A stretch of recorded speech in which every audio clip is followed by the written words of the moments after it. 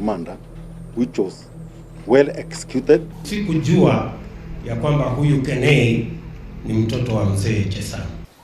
Na tunaomba Mungu kwamba damu yake pate kuenea kwa manyumba za hawa watu, nyuso zao na hata mikono yao.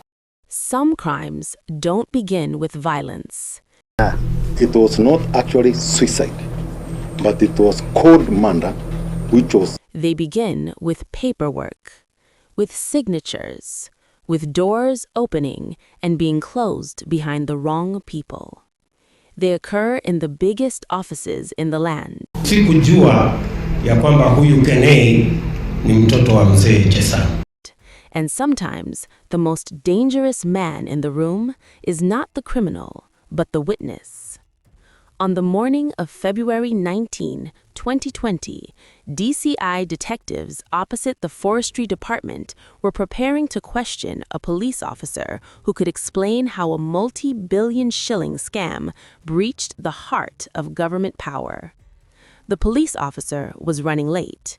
They waited. They checked their phones. They assumed he would arrive in no time. What they didn't know was that the man they were waiting for was already dead. His name was Sergeant Kipyegon Kenei, and his silence would shake the country. Besides his dead body was a handwritten note. It read, "I, John Kipyegon Kenei, cannot continue to live a life of fear anymore. I am not a coward, and I cannot take my own life, but I know that I will not last even a week after the public gets to know about what happens at the 3rd floor of DP Ruto's Harambee Annex office." Hello, and welcome to Dark Hour Docs, where we uncover the darkest crimes, the unanswered questions, and the shadows that refuse to fade. Tonight, we peel back the layers. We look into the story of Kenei and his tragic ending.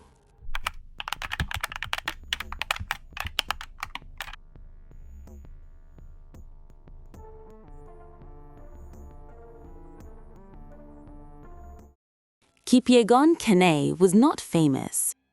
He was not a politician. He did not command headlines. He was a young 33-year-old hard-working man from Chemasis village in Nakuru County and a father of 2. He was a police sergeant, an administration police officer, serving as head of security at the Harambee House Annex. His hard work and dedication had seen him rise the ranks over years, from a constable to a sergeant working at the Deputy President's office in 2015. The Harambee House Annex was the official office complex of Kenya's deputy president then. This was not just any post. It housed the second most powerful office in the country, a place where access was everything and mistakes went unforgiven. Kenei's role was deceptively simple. He was tasked with controlling access, clearing visitors, logging in movement, and following protocol. He was one of the Infrastructure's Protection Unit officer attached to the office of the Deputy President then, William Ruto. This meant that every person who entered those doors passed through him, so he interacted with businessmen, diplomats, senior government officials, and foreign visitors. If you wanted in, Kipyegon Kenei was the gate. Colleagues described him as disciplined, calm, and methodical, a man who followed procedure, a man who documented everything, a professional trusted to stand at the threshold of power without flinching. Off duty, he was different. To friends and family, he was warm, social, quick with a joke, a man who checked in, showed up, and stayed present. He mentored young men from his village, advocating for self-growth, which spoke of his integrity. At home, he was a husband and a father. Just a week earlier, he had hosted a lavish baby shower for his wife, Judy Chepsoi, celebrating the arrival of their newborn child. He was planning a wedding and a future with them. Back in Nakuru, he was building a home for his family, laying foundations brick by brick for a life beyond uniform and duty. This was not a man unraveling or in despair. This was a man moving forward, which made what happened next impossible to ignore.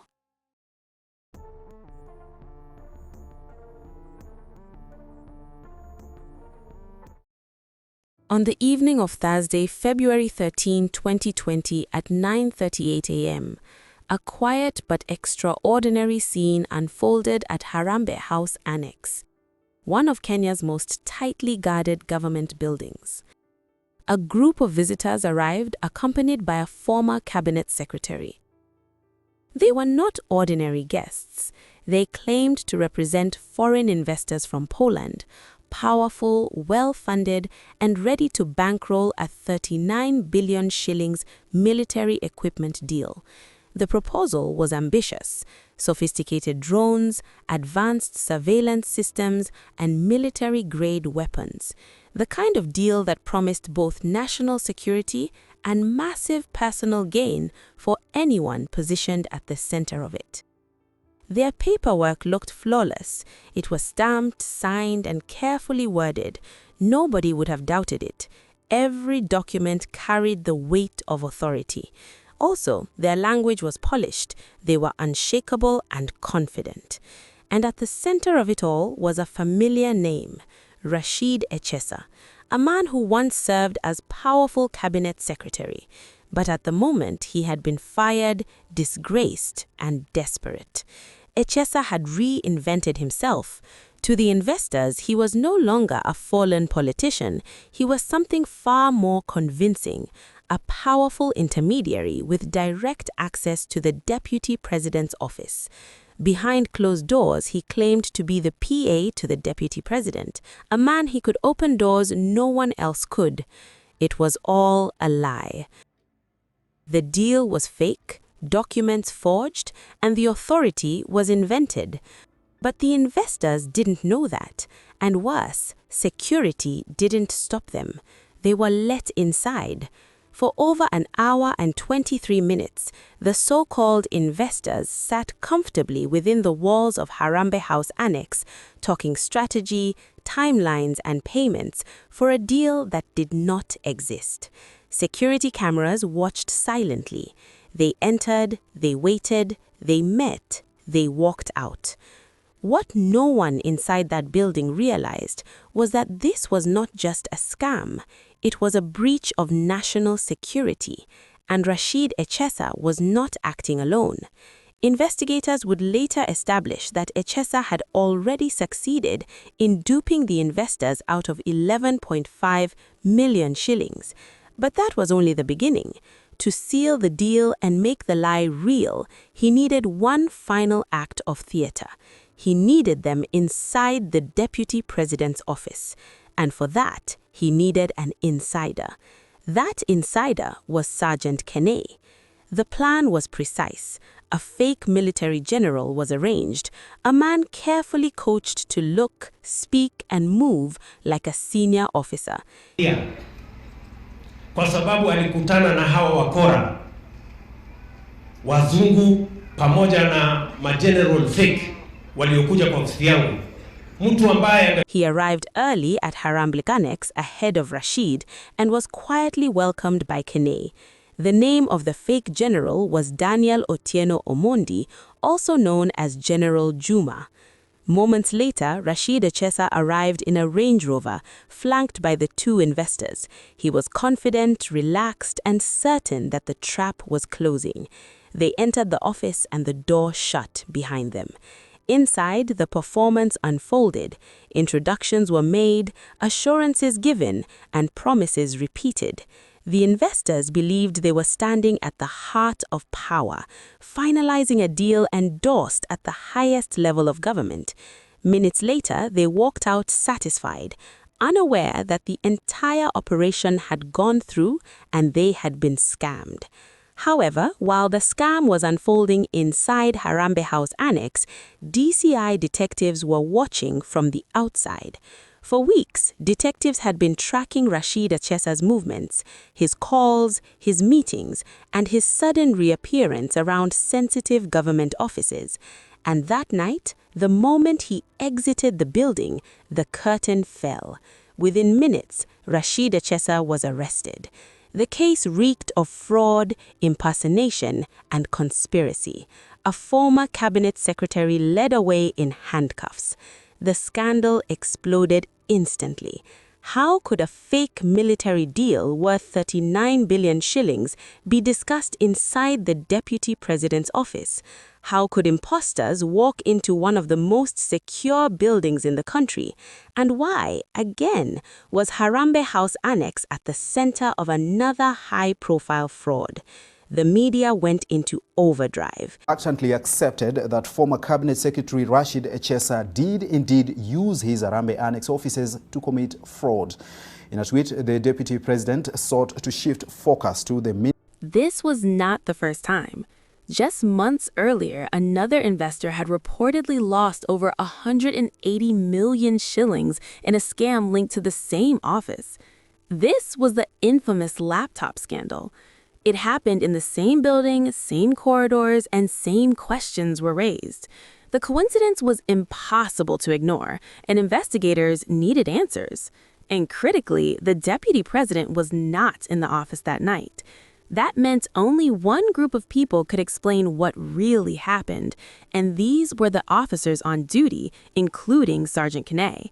On February 19, 2020, the Directorate of Criminal Investigations summoned all officers attached to the Deputy President's office to report to DCI headquarters and record statements the following day. This followed a formal letter from the DP's office to the Inspector General complaining of a serious breach of security protocol. The walls were closing in. But Sergeant Kenei would never make it to DCI. Because that night, before he could write a single word, he made one phone call to a close friend. He was seeking advice. How do I record this statement? What do I say? How much do I reveal? What he didn't know was that at that exact moment, he had already become a liability, a loose end, a man who knew too much. And in a scandal this big, loose ends do not survive.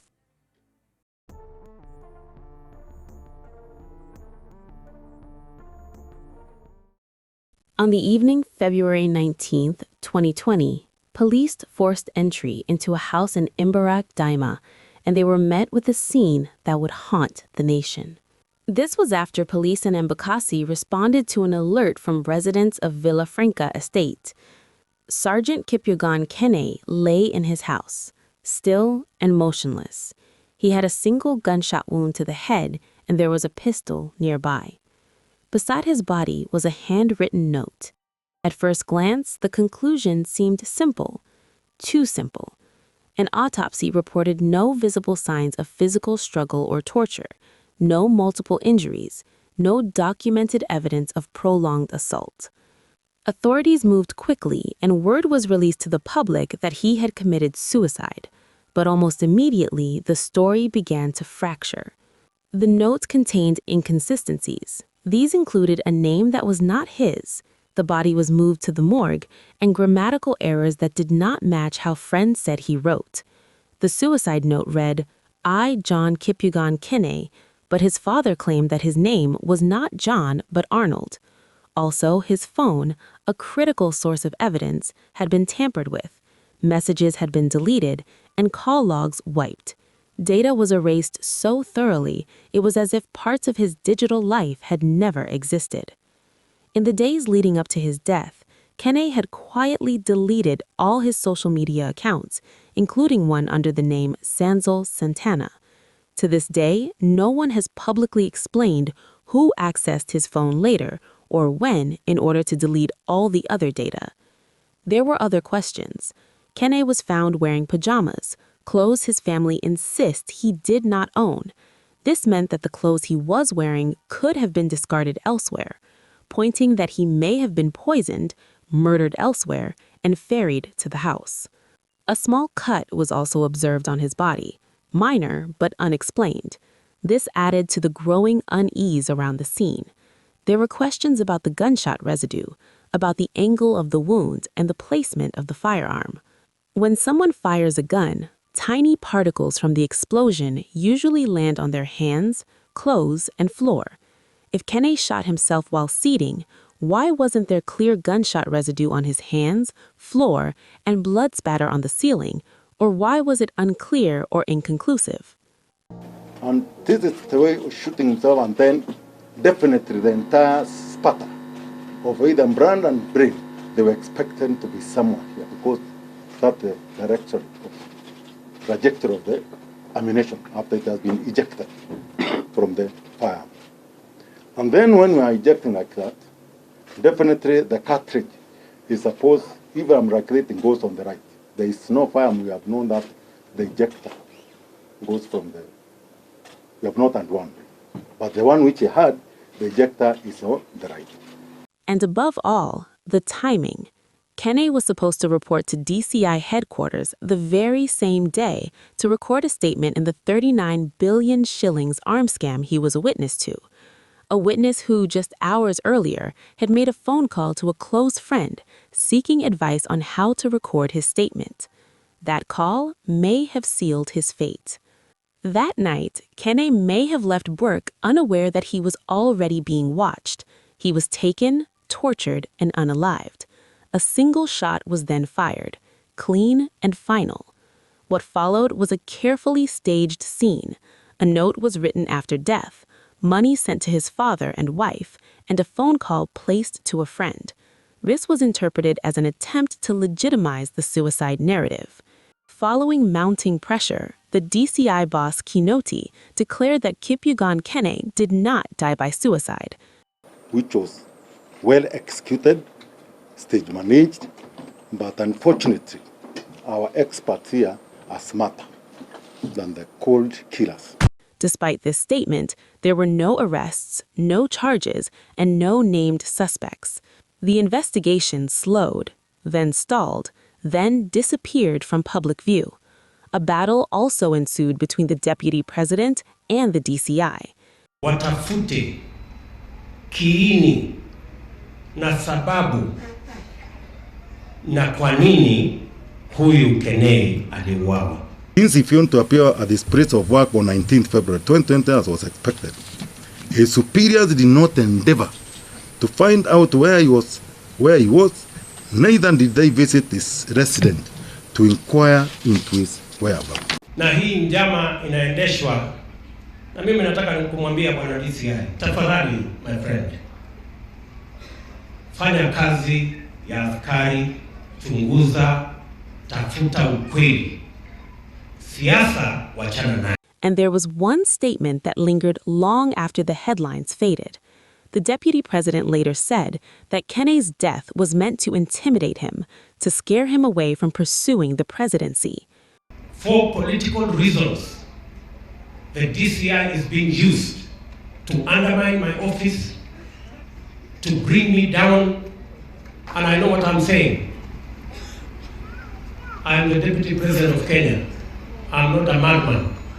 I know what I'm... Whether symbolic or literal, the message was clear. This death was not ordinary. The inside man and witness had been eliminated in cold blood. What would Kipyegon Kenei have told investigators if he had lived long enough to speak? This has been Dark Hour Docs. Thanks for watching.